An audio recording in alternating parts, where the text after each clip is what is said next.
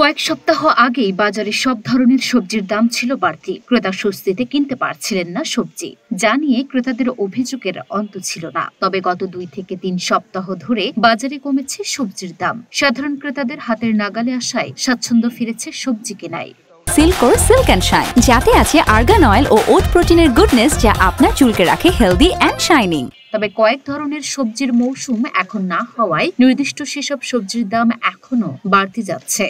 শুক্রবার রাজধানীর বিভিন্ন বাজার ঘুরে সবজির দামের এমন চিত্র দেখা গেছে।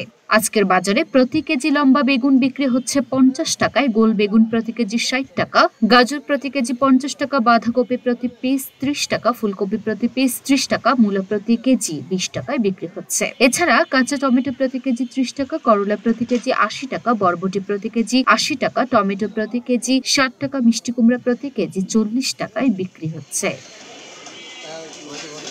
Luna Afroz Nipa, Dhaka post.